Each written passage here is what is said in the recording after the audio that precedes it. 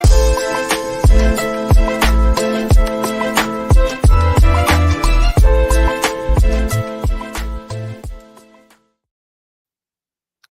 afternoon, and welcome to the lunch break. Welcome to this edition of the Houston Roundball Review takeover of said lunch break. I am, of course, KG Kris Gardner, owner of the Houston Roundball Review. Thank you for tuning in on YouTube, Facebook, Twitter, because I posted a link to it on Twitter, but of course, Twitch, FireTV, and Roku via the BS3 network. Going to get right into it. My goodness, there's a lot to talk about in these 55 plus minutes or so. Go to Roku, download the app for BS3 TV. BS3 TV, changing the way you watch TV. You see it crawling across the bottom of the screen. If you're watching live, there are ways to support the Roundball Review via Zelle, Cash App, and PayPal.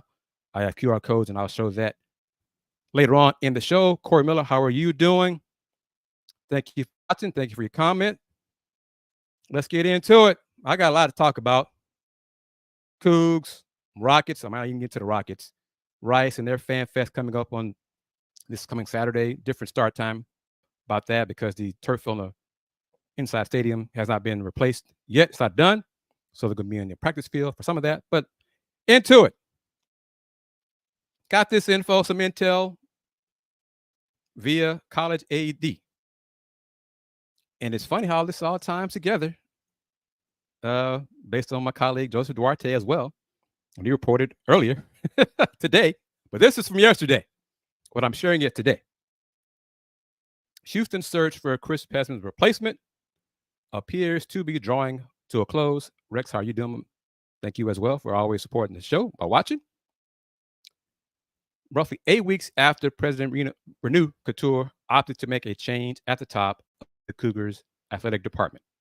The process, which has seen its fair share of twists and turns, their words, not mine, really kicked into high gear early last week when Houston met with 6 candidates as part of a virtual round interviews, according to sources.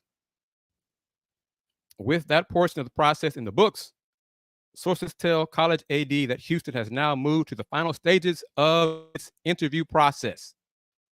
Sources tell College AD that at least one final candidate visited with Houston August 13th. It's currently unclear how many candidates Houston is speaking with as part of the interviews. However, this is important, Rex and Corey. However, we're hearing that a Power 4 deputy who has previously not been linked to the search has started to emerge in the process. Earlier this week, Joseph Duarte from the Chronicle wrote, New Mexico Athletic Director Eddie Nunez and David Fletcher, the GM for Lone Star Sports and Entertainment, are among the finalists for the job. One source classified Nunez as the front runner for the job. 2 other candidates are believed to still be in the mix. Nevada A. Stephanie Rempe and Kelly Zinn, the executive deputy athletic director and COO at LSU. Ms. Wanda, how are you doing? Next slide is important. This is this morning from Joseph. Tennessee Deputy AD Ryan Alpert is among the finalists for the vacant AD job. Alpert, 36, who has been the Vols COO since 2021, is believed to have met with UH officials on Wednesday night, including football coach Willie Fritz. A source described Alpert as, quote, strongly in the mix. Alpert currently handles major projects that total more than $500 million at Tennessee. So let me go back to it. College AD said, we're hearing that a Power 4 deputy who has previously not been linked to search has started to emerge in the process. College AD, that was August 14th. Today, August 15th, Joseph Duarte writes that Tennessee Deputy AD Ryan Alpert is now, quote, strongly in the mix, end quote. interesting, or very interesting. I got some info on all of those folks that I'm going to share momentarily. Well, I'm going to give that's a little teaser for y'all. Going to back it up just a little bit and talk some hoops and some other stuff. Let me give some credit to QB Donovan Smith because about an hour and a half ago on this Thursday morning, Donovan Smith named to the Manning Award preseason watch list. Salute to him.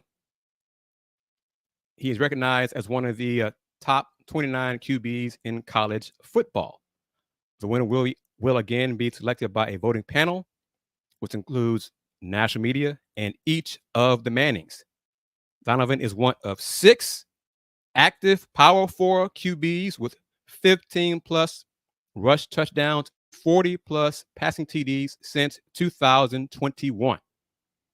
His 6 games with a 75% completion rate since 2021 ranked 5th nationally among active Power 4 QBs, and his 15 deep pass TDs, that's 20 plus yards, since 2021 ranked 2nd among current Big 12 signal callers. The Manning Award was created by the Sugar Bowl in honor of the college football accomplishments of Archie, Peyton, and Eli Manning. It is the only quarterback award that includes the candidates' postseason performances in its balloting. The Big 12 and SEC led the way with 6 selections, followed by the ACC with 5. Rex says, all right, D. Smith. Miss Wanda Polk says, congrats, Donovan.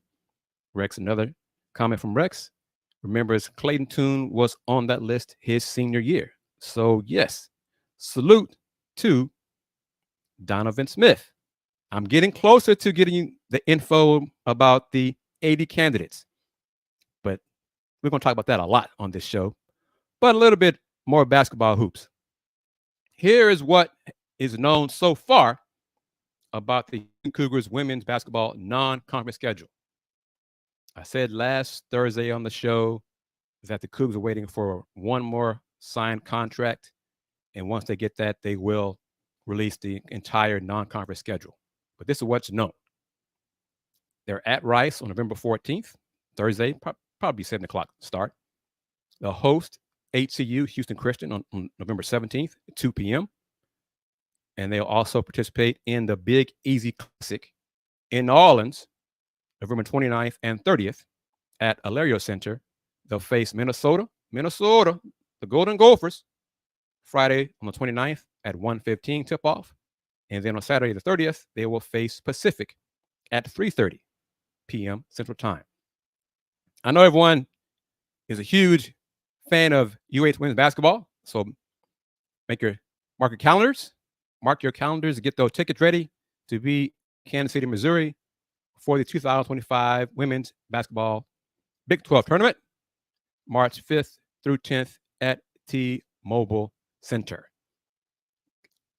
Technically, Rex, you are correct. I wish it would happen at some point. Yes, have a Houston tournament, but about close we're going to get like that. But all right, next. Just posting this again because not much has changed, except the location of the Cougs Aggies exhibition game will be at Fertitta Center now, rather than TSU's H&P Arena, 4 o'clock on Sunday, October 27th. Tickets are not yet available, but tickets will be available for purchase because it is an exhibition game. It is not a scrimmage. It is not a secret scrimmage. It is not a closed scrimmage. It is an exhibition game for charity. All right, for charity. So because it's for charity, the NCAA allows tickets to be sold for fans to attend. So keep that in mind. And of course, once I hear more about that, I'll share it on this show as well as on my other platforms, and specifically, of course, on the Houston Roundball Review YouTube channel. But you can watch and get that content on Threads and TikTok and Spoutable and Facebook etc.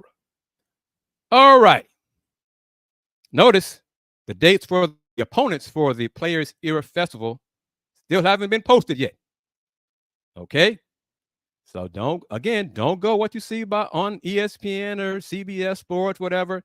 It is still not yet confirmed that the Cougs will face Alabama on that first day, November 26th. All right. I'm sticking with it. Y'all can say, Kris, you lost your mind. You know what I'm talking about? Yeah, I do. Yeah, I do. Some folks, I just 30 years. And I'm just, okay, whatever. All right. The candidates. Some info about the candidates for the AD job. This is a lot. I compiled this stuff from their bios posted on their respective websites. So we're going to get to it. First up will be Eddie Nunez. And 3 of these 5 have connections with SU. 1 worked there currently, 2 worked there previously. But Eddie Nunez named AD New Mexico 7 years ago. I try to focus on the key points for Houston interest. Under Nunez, New Mexico has entered partnerships with Fly Sports, formerly Outfront Sports, rebranding UNM's external marketing arm as New Mexico Sports Properties. Nunez also extended the department's long-standing partnership with Nike to continue as the official outfitter of the university's athletic programs. He has also led the restructuring of the Lobo Club to streamline, align, and enhance the fundraising efforts towards UNM athletics. And let me just stop right there. That is sorely needed at Houston. Sorely. Streamlining, improving it, all of that is sorely needed. Fundraising, athletics, communication, all of that is just truly needed for Houston. All right, back to it. This new restructuring has been instrumental in improving donations, increasing Lobo Club membership, improving customer service, and reestablishing trust with donors and supporters. Ahem. Miss Wanda, I'm sure you can relate to that. During Nunez's tenure, the Lobo Club Champions Council has continued to grow in members and in financial support. That's important. For 14 years, starting in 2003, Nunez served in a variety of high-level administrative capacities at LSU, one of the nation's top athletic departments. We all know that. He also has served as the department's liaison with LSU Sports Properties, the Tiger Athletic Foundation, and University Licensing and Brand Management. While he held 7 positions and titles at LSU, the department continually flourished. Under his guidance, LSU experienced $400 million in facility renovations and construction. $400 million. And Nunez led the renegotiations of a 10-year multimedia rights agreement with Outfront Media Sports, is now Fly Sports. Additionally, Nunez oversaw the planning and management of the LSU Athletic Strategic Plan, marketing and promotions, athletic communications, social and media, creative services, video/network broadcast services, and all capital projects. So that's info about Eddie Nunez at New Mexico, the AD, who was 2 days ago, quote unquote, the front runner for the job at UH. He's no longer the front runner based on info that Joseph Duarte wrote today about Tennessee Deputy AD Ryan Alpert, who I'll get to shortly. And you're watching the Houston Roundball Review takeover of the lunch break, powered by JM&E, streaming live on Facebook, YouTube, FireTV, Twitch, and of course Roku via the BS3 network. Here we go. Ryan Alpert is the new person. I had to scramble to get this in for the show. In his current role at Tennessee, Miss Wanda Polk, you are welcome. Rex says Nunez sounds solid, especially his LSU experience. That's why I put it in there. In his current role at Tennessee, Alpert oversees several major capital projects that total nearly $500 million in total project costs, including a $337 million renovation at historic Neyland, some say Neyland Stadium, a $45 million renovation of the Anderson Training Center, and a $95 million renovation of Lindsey Nelson Stadium. Alpert serves as the campus and athletics lead on one of the most transformative projects in all of college athletics, the Neyland Entertainment District. The public-private partnership aimed at the development of a first-in-class entertainment district spanning the Tennessee River waterfront near historic Neyland Stadium. John Cardenas, welcome. He likes Nunez. Well, see how you feel about the other candidates based on when I share more details about them. Revenue generation has skyrocketed under Alpert's tenure at Tennessee, after finishing with an all-time high of $154 million in athletics revenue in the 2022 fiscal year. Tennessee Athletics posted a record amount of just over $202 million for the fiscal year ending June 30th, 2023. Alpert also has complete annual budget oversight and long-term financial forecasting for the department. Is UT's lead on football scheduling, adding key games to the Vols' future schedules. Once again, that info is about Ryan Alpert, who, based on today and reporting from Joseph Duarte, is strongly in the mix. But I think based on sources at College AD, he was that Power 4 deputy who was rising up the list of potential hire for the spot at Houston. So keep him in mind. At Missouri, he worked at Missouri before LSU. He's had a lot of experience on the Power 4 level.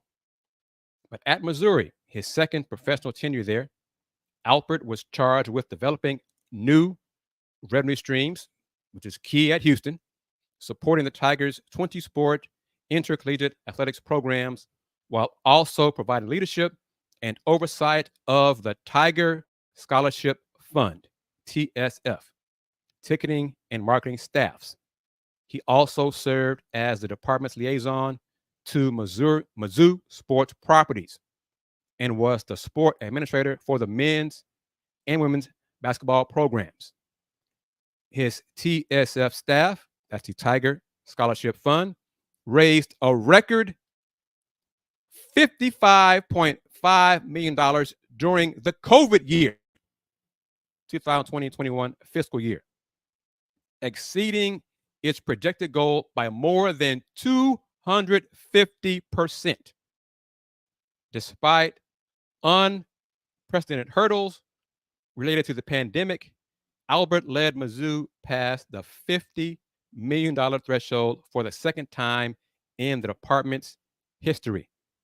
Corey Miller says that is one hell of a resume. Indeed, he's impressive.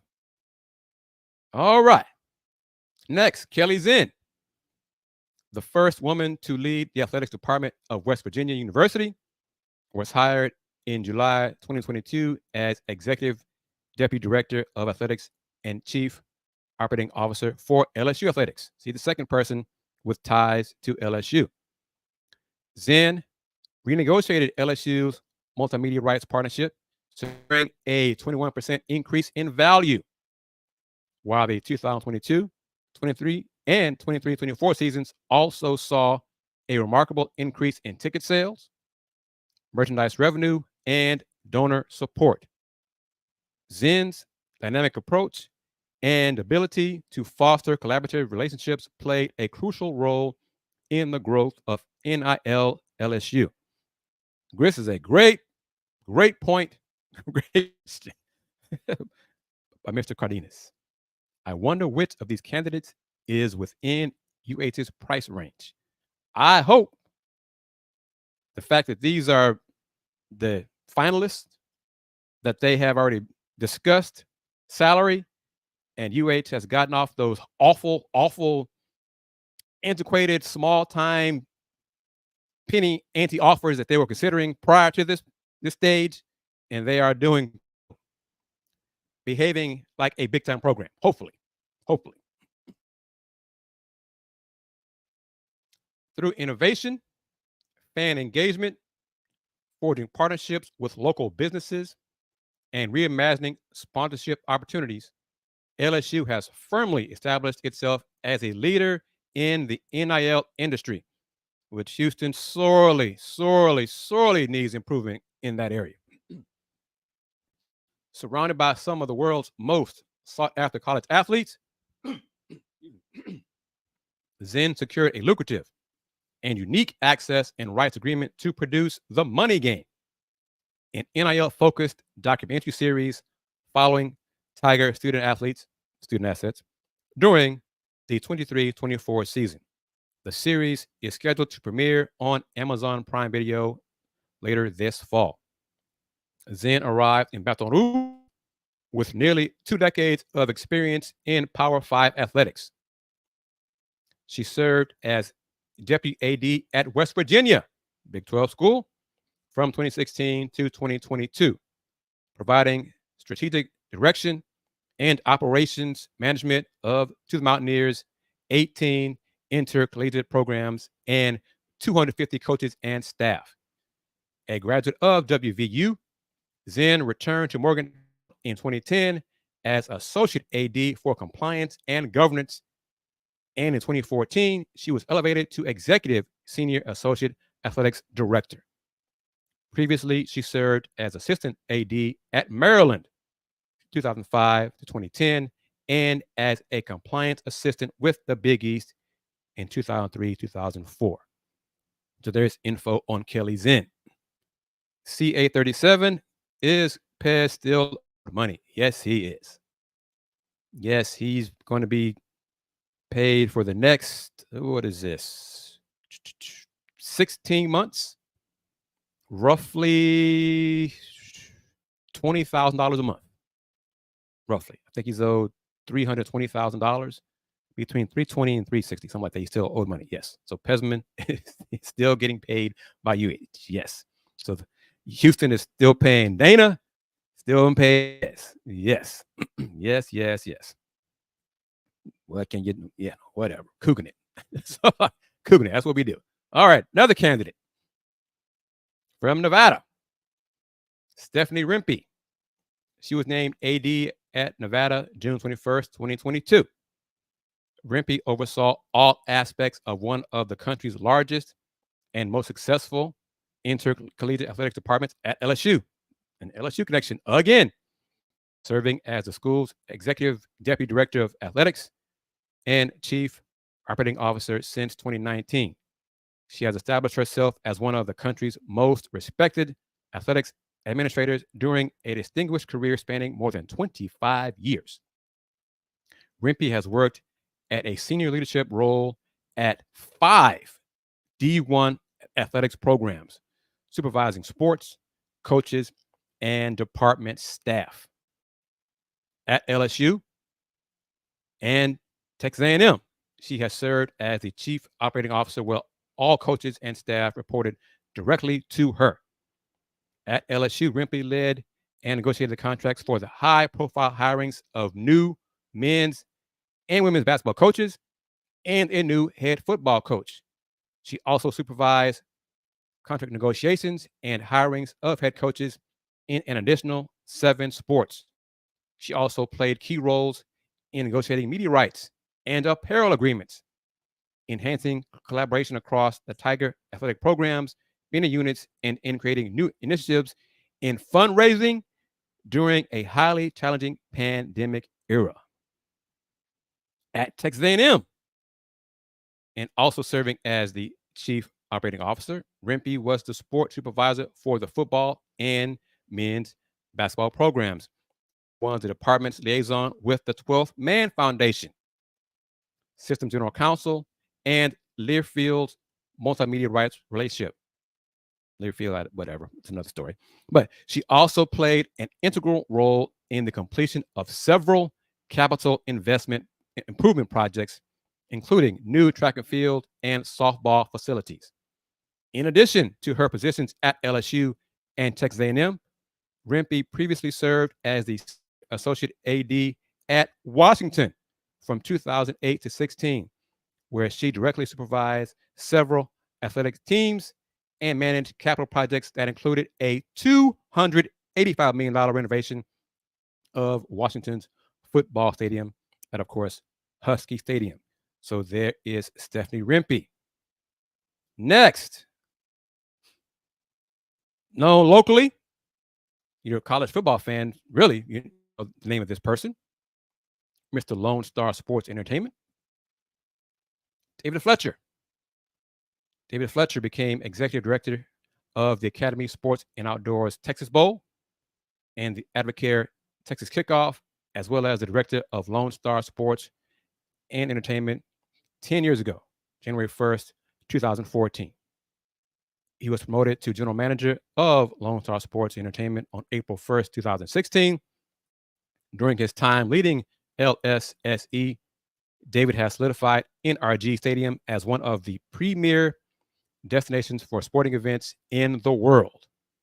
He's overseen some of the biggest sporting events to ever come to Houston, including the most attended college football game, that 2014 Texas Kickoff, the most attended bowl game, the 2015 Bowl, and the most attended soccer game, the Copa America U.S.-Argentina semifinal, along with a number of other world-class events like the first ever Manchester Derby played outside the UK between Man U, Manchester United, and Manchester City in 2017.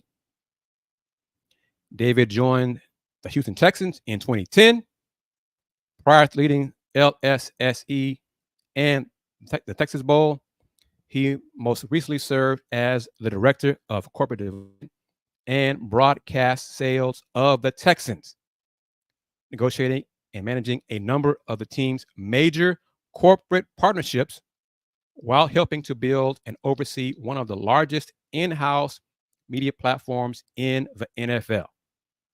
In October 2012, he added the responsibility of the same role with Lone Star Sports and Entertainment, leading local corporate sales efforts for the Texas Bowl and Texas Kickoff. He started his career as an intern with the Houston Texans in 2002 and followed with positions at Click Channel Radio and the Rockets before returning to the Texans in 2010. So that is a summary of 5 of the candidates. 5 of College AD says 6 candidates UH has spoken to first virtual interviews last week. Your thoughts on those 5 that I have shared some info about. And again, let's see if I can get back to that slide. Let's see here. According to College AD, UH met with the 6 candidates as part of virtual round interviews.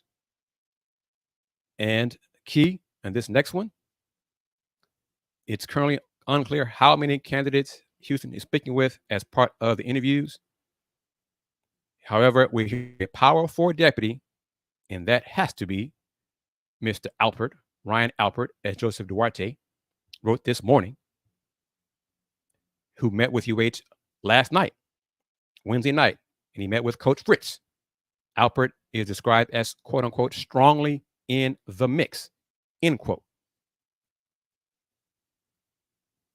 Rex 32 says his ranking from first to last: Alpert, Fletcher, Nunez, the other 2, Kelly Zinn and Stephanie Rempe. Why do you have Fletcher over Nunez, Rex? And let's see. Question from C37. Do I think the new AD will have an advantage over Pez with the hire of Allison White? Yes, because she can focus on fundraising. And I'll get to that info that I shared a few days ago about Allison White, as College AD reported that Houston was close to hiring Allison White, and her job will be this: major gifts, so money, fundraising. that's her focus. But Rex, why do you have David Fletcher from Lone Star Sports and Entertainment, who has no prior experience as a director of athletics, but he's been working on the corporate side as sports entertainment? Why do you have him higher than Eddie Nunez, who does have experience as an AD? Just curious. Some folks don't like the fact that Fletcher has no experience as an AD. It's too far outside the box. I'm okay with it. I like the outside the box thinking, but I think there are other candidates, and I think Alpert probably has more connections, more experience, done a great job, hell of a job raising money. But we shall see. I've over just a little bit. It is the bottom of the hour. CA says Fletcher has that Brett Yormark feel. And that was one of my initial reasons for considering him. And I just think, from what I heard initially, that there were some folks at UH, because of that Brett Yormark feel, because of the outside the box thinking, they're like, no, we're not going to do that. I am pleasantly surprised that he's gotten this far in the process, honestly. But yes, bottom of the hour, if you are a regular supporter, viewer of this show, the takeover on Thursdays of the lunch break, I play the promo spot for BS3 Network. So I'll do that and be back in 35 seconds. You are watching the Houston Roundball Review takeover of the lunch break, powered by JM&E. Be back shortly. BS3 Network, changing the way you watch TV.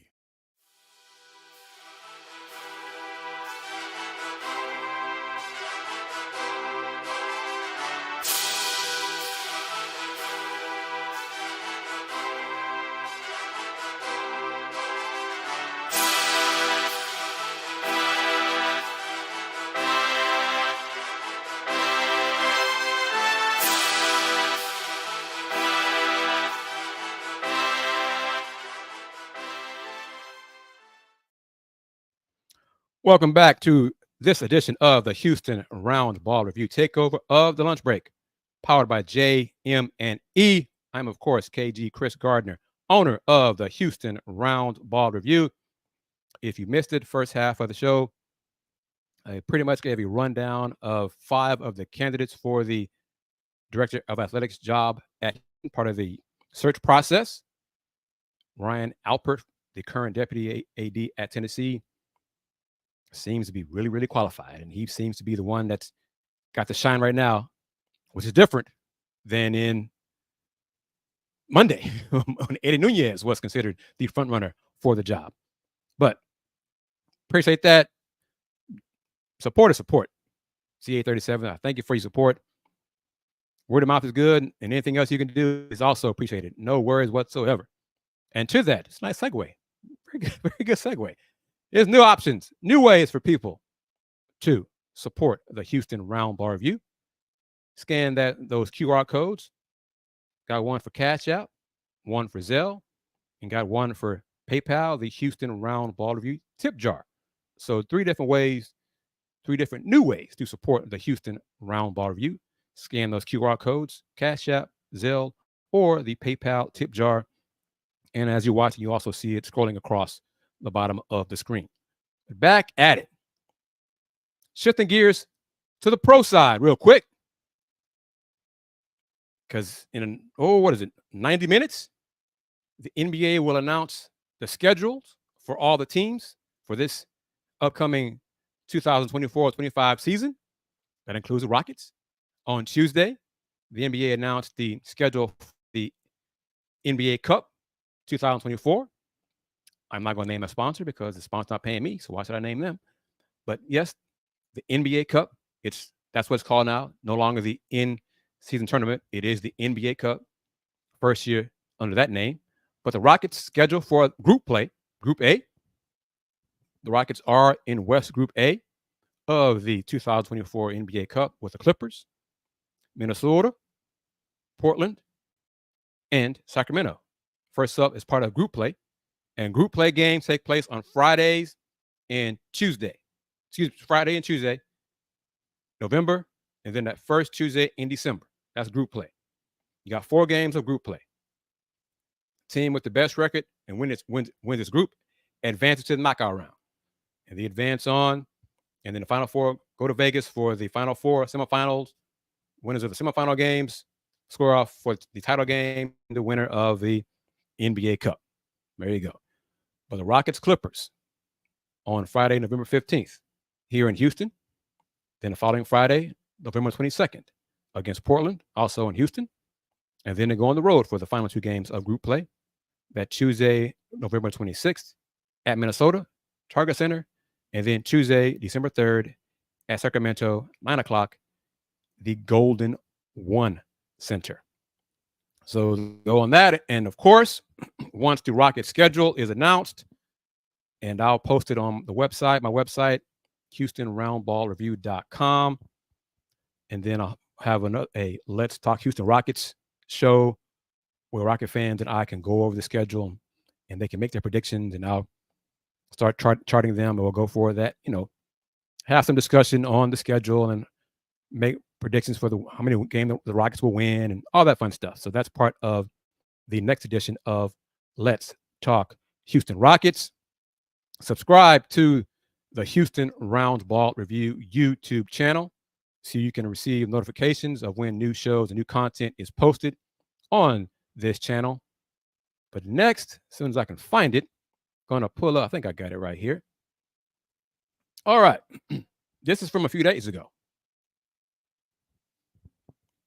And I agree, but I go your question about salary. Will he want too much money? Because let me put myself on the screen. Chris Pesman, his base salary was $350,000, $350,000, $360,000 from Houston, with incentives like teams going to bowl games, APR, academics, success, all those different things. It ended up like $550 with everything included, $550, maybe even $595, something like that. But base salary was like $350. Comparison, Eddie Nunez at New Mexico, his base salary is $360,000. $360,000. Not sure what all the incentives are in our deal at New Mexico, but Nunez, this is last year of his deal at New Mexico. He has no buyout. So if he leaves New Mexico for UH or another job, he does not owe any money. There's no buyout to be paid. But his base salary was similar to Chris Pesman's base salary here at Houston. And that's at New Mexico. So I don't know what Ryan Alpert's making at Tennessee. Pretty sure it's more than $360,000. And see, exactly. That's the G5 program at New Mexico. So, hey, Ryan Alpert seems to be very qualified, for sure. But good grief. CA37, appreciate it, man. Thank you very much. But seriously, I have to find it after the show because everything was squeezed in. Hey, I wonder how much Ryan Alpert is making at Tennessee. I mean, Tennessee, they got serious bank. Their budget dwarfs Houston's athletic budget. So what could Houston be offering him for salary that he would consider taking the job at Houston? Or it's trying to get a raise out of Tennessee because he's done a great job at Tennessee in his short time there. Job at Missouri. Those are 2 SEC programs who have media right money for years to go to their athletic budgets. Houston doesn't have that, hasn't had that They won't receive a full share from the Big 12 until next summer. So, but yeah, so we shall see how much Ryan Alpert qualifications, the fundraising experience on a power level, all that's, yes, he sounds like the number one choice. But if it comes down to money and the salary, maybe Eddie Nunez would be more realistic for Houston. We shall find out. And hopefully, Houston will announce a hire and make it official before the game, the kickoff season opener on August 31st against UNLV, the home opener. Please, that's 2 weeks, 16 days. Come on, make an announcement. You can announce that one, and then a day later or a day before, announce the hire, make it official with Allison White joining the Cougs as associate AD for Major Gifts. And this is from College AD, a legit source in athletic directors news and info in college sports. Says Allison White will join the Cougars as the department's associate AD for Major Gifts. She's currently at Tulane, so she has ties with Coach Fritz. Prior to Tulane, she worked at Cal Berkeley for 3 years as associate director, leadership giving, fundraising. You know, I love these titles. These titles are just so nondescript, but fundraising. These are the duties, some of the duties, the summary of the position that Allison White will be believed to take over soon. Oh, yes. Yes. Oh, yes. Yes, he has been part of the process. Yes. Yeah. Oh, yes. CKS says Coach Kelvin Sampson. Yes. Yes. But the job summary of the associate AD for development, Major Gifts. This person will report to Alvin Franklin, who is the current associate AD / executive director of development. Title. But the primary focus of the position is to develop and execute short and long-range strategies that identify, cultivate, solicit, and steward prospects capable of making major gifts to Houston athletics. All right, CA, thank you very much. Second one received. Truly appreciate you and your support. Don't be a stranger. That part, you major gift. Keep your comments and questions coming. Maybe on a lighter note. I hope not. But I would hope that all the coaches have had some input. But no, seriously, I know you're kidding, but Coach Huey, women's hoops is on the hierarchy. It's football, men's basketball, and then other sports around the country. Women's basketball is up there. Houston, nowhere near that. But anyway, the major gift roles is highly collaborative, committed to a culture of excellence, demonstrates advanced fundraising competencies, and helps sustain Houston athletics fundraising success and growth through their leadership. And this is a position that Allison White will be taking over. Some of the duties: develop and manage a portfolio of 175 plus major gift prospects. That's a lot. I'm surprised at that many.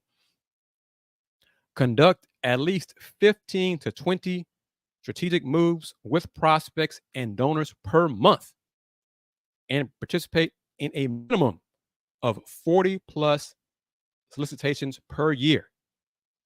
Provide leadership and guidance to the Director of Donor Relations and Stewardship to execute the newly created Major Giving Society. Serve as the fundraising contact for multiple sports that will be assigned by Alvin Franklin, the Senior Associate AD / Executive Director of Development. And then for assigned responsibilities, execute strategic priorities as defined by leadership that advance the department's vision, mission, goals, while driving results, growing the donor base, and revenues that are much needed for success. Agreed. All right. So that is some of the duties of the position that Allison White will be taking over. Some of her experience. She's currently at Tulane. She managed a portfolio of 100 plus prospective donors to shape fundraising goals and opportunities. Led Tulane's athletics fundraising fiscal year 23 with $2.6 million in commitments. Now, let's contrast that. In the last line, she managed a team that shattered the fiscal year goal by $14 million. Excellent. That is outstanding. Tulane, that's impressive. Ryan Alpert numbers, what was it? 250% increase at Missouri during the pandemic. Whew. In charge of a $500 million project at Tennessee right now. Wow. So Tennessee, LSU, New Mexico, Eddie Nunez, Tulane, but Allison White's role, she's not going to be the AD. She is not going to replace Chris Pesman. She's going to be focusing on major gifts. And as one alum told me, let's also hope she's going to be in charge of minor gifts as well, because all the money adds up. You don't have to spend all your time with the big time corporations. Get to that mid-tier corporations, the small business owners, they got money too. They are UH alums. They want to be contacted. They want to help out any way they can. So don't forget those folks as well. All right. Rice Owls, these last few minutes of the show. Their Fan Fest announced last week at a 6 o'clock start and going to be inside the football stadium has changed. It's going to be now a 5 o'clock start, and location will be at the practice field because Hurricane Beryl did damage to the turf, the field turf inside Rice Stadium, and they are still in the process of replacing the turf inside Rice Football Stadium. So everything has moved up a bit. So 5 o'clock start, Rice Stadium West Concourse at the practice football field. More detailed, specific. Rice going to start at 5 o'clock. West Side Gates 1 and 2. As members of the cross country, soccer, and volleyball teams will sign autographs beginning at 5:15. The football team will host an open scrimmage on the grass practice field beginning at 5:30. You can RSVP to win a chance to win 2 free reserved season tickets for the upcoming football season. At the conclusion of the scrimmage, the football team's leadership council, I think it's 14 of them this year, it's a lot of them, will sign autographs. The event will give members of the Rice family and friends in the community their first chance to celebrate the start of the upcoming athletic season and meet and greet their favorite players and teams. Activities during the kickoff event will include the Shop Rice Owls team apparel shop and a variety of family-friendly fun, such as food trucks and an inflatable kid zone. And go back to the flyer. One big difference.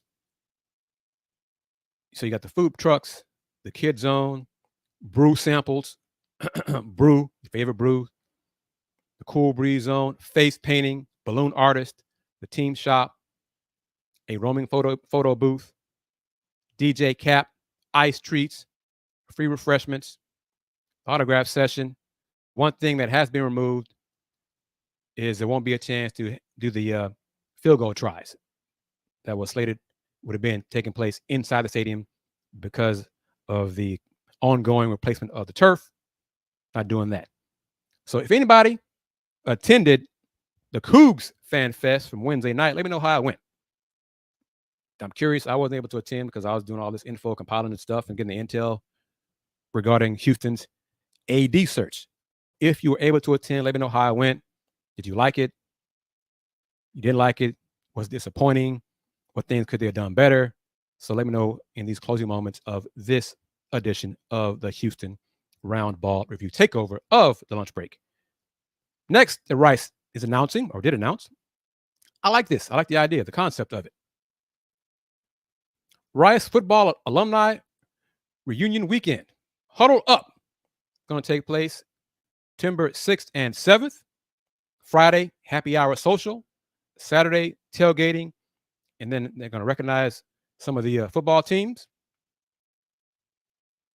Rice Athletics and the R Association will welcome back former football players to Rice Stadium September 6th and 7th for the annual Huddle Up reunion. The centerpiece of the festivities will be Rice's football game against crosstown rival TSU at 6 o'clock on September 7th. Festivities begin on Friday, September 6th with the 2024 Huddle Up reunion social in the R Room in Rice Stadium at 6 p.m. The following day, former letter winners and their families will join at the R Association tailgate at Gate 1 starting at 4 p.m. as they prepare to cheer on the Owls that night. Along with welcoming back all letter winners with an on-field recognition, Rice will honor 4 previous football teams: the 1994 team, the 1999 team, the 2014, and the 2014 team. Football letter winners will receive 1 free mobile ticket or free entry with their R card. For questions about registration, please contact Alexis Garrett via email at alexis.garrett@rice.edu or call 713-348-6915. Again, that is Alexis Garrett at rice.edu or call 713-348-6915. All right, got about 4 minutes to recap everything. One thing, the Rockets group play schedule for this season's NBA Cup. The NBA will announce the schedule for all the teams starting at 2 o'clock Central Time. So a little under 70 minutes after this show ends. And we'll discuss the Rocket schedule on the next edition of Let's Talk Houston Rockets. The Cougs are in the news. The search process is speeding up. They're making progress on AD hire. Finally, we have names attached in the process. Finally, some of them are really, really qualified. This info from August 14th, College AD. I love how they wrote this. The process, which has seen its fair share of twists and turns. And folks, let me tell you, some of those twists and turns, you just shake your head. I can't say what I've been told and heard. You just shake your head at some of this stuff. But it really kicked into high gear early last week when Houston met with 6 candidates as part of virtual round interviews. And with that part of the process in the books, interview process has begun in person. College AD reported that a Power 4 deputy AD who was not previously linked to the search has started to emerge in the process. And that person from a Power 4 seems to be this man, as reported by Joseph Duarte from the Houston Chronicle. Tennessee Deputy AD Ryan Alpert. He is among the finalists for the vacant job.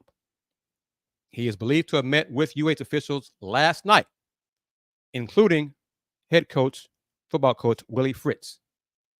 A source described Alpert as strongly in the mix, quote unquote. Keep in mind, was it Monday? That middle bullet right there. Duarte wrote that Eddie Nunez was the front runner for the job. So Nunez, 2 days ago, was the front runner for the job. However, Wednesday, according to College AD, a 4 deputy who had not been linked to the search has started to emerge in the process. And that Power 4 AD, I believe, is this man, Ryan Alpert. And Ryan Alpert Tran, how are you doing? Thank you for chiming in from the West Coast. Ryan Alpert, check out this info. Currently at Tennessee, oversees several major capital projects, total nearly $500 million in total projects, including a $337 million renovation at historic Neyland Stadium. Going to make it an entertainment district. That's what he's in charge of. And here, he has complete annual budget oversight and long-term financial forecasting for the department. At Tennessee, they make money in Tennessee. Revenue generation has skyrocketed under Alpert's tenure at Tennessee, after finishing with an all-time high of $154 million in revenue in the 2022 fiscal year. Tennessee Athletics posted a record amount of just over $202 million for the fiscal year ending June 30th, 2023. Whew. Any AD with SEC experience is a good pick. But Tran, I agree with you. But the question is, how much will Houston offer him in salary? Because I got to believe he's making a lot of money at Tennessee. And Chris Pesman was not making that much here at Houston. Chris Pesman was making like $360 on base. $360,000 salary. It went up to, with incentives, to like maybe $550,000. But what base salary offer is Houston? Because it wasn't, initial numbers were not very high.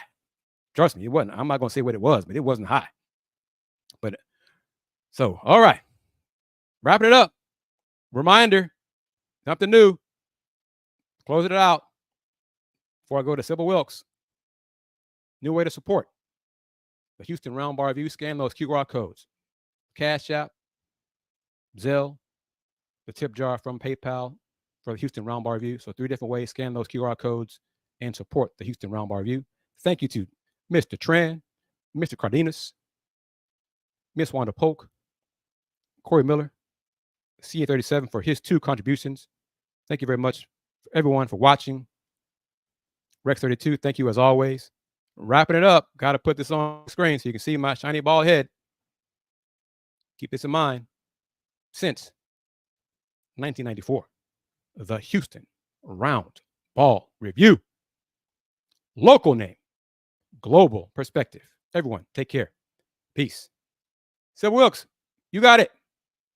It's Sybil Wilkes with what you need to know. Today, it's Thursday, August 15th, 2024. Number 1, the FBI has confirmed an investigation into attempts to hack the email accounts of Trump and Biden-Harris campaign staffers, including 3 Biden-Harris staffers and former Trump advisor Roger Stone. The Washington Post reported the investigation began in June, with Kamala Harris's campaign also confirming it was targeted by hackers. Former President Trump announced that a campaign website was hacked by Iran, while Roger Stone revealed authorities informed him his email accounts were compromised, and news organizations reported receiving what appeared to be internal Trump campaign documents. Number 2. Continuing his series on the 10 years after Michael Brown's murder, contributor Cameron Riley talks about DeRay McKesson. In 2014, a former educator gained national attention as a prominent figure in the Black Lives Matter movement after joining the Ferguson protests and using social media to document the events in real time. McKesson expanded his activism beyond Ferguson, addressing issues like LGBTQ+ rights, education reform, and voting rights, and he even ran for mayor of Baltimore in 2016. Despite facing legal challenges, including a lawsuit from a 2016 Baton Rouge protest, a federal court recently ruled in his favor, affirming his First Amendment rights to protest. Read more about DeRay McKesson in today's newsletter. Number 3, when it comes to sexual health, it can be hard to know what's normal and what could signal a potential health problem. Even if you embarrass easily when discussing certain issues, you should know your gynecologist has seen and heard it all. The What You Need to Know newsletter, along with our partners at Black Health Matters, will come up with 6 things you should always discuss with your gynecologist. Number 4, this November, several states, including Missouri and Arizona, will vote on reproductive rights, with both states recently approving petitions to put abortion rights on the ballot. In Missouri, voters will decide whether to amend the Constitution to protect the right to abortion and other reproductive health decisions, while Arizona's ballot measure seeks to enshrine abortion rights in the state constitution. Abortion laws will also be on the ballot in Florida, Colorado, South Dakota, New York, Maryland, and Nevada. Number 5, as students across the U.S. face mental health challenges, many schools are implementing yoga, meditation, and mindfulness exercises to help manage stress. Programs like Inner Explorer, which has been adopted by schools in Atlanta and over 100 districts nationwide, especially beneficial in low-income communities where students often experience high levels of stress or trauma. Research shows that mindfulness practices can significantly affect the mental health and well-being of students, particularly in schools serving children of color who have less access to psychologists and counselors. Here's your daily inspiration from Yogi's Jewels. Past experiences guide future choices. Use the lessons from previous decisions to make wiser choices in the future. Join me today live on YouTube and Facebook at 7 p.m. Eastern, 6 p.m. Central with our mental health and wellness contributor, Aprilette Russell, as we discuss the day's top headlines and more. I'm Sybil Wilkes. Be informed, be empowered.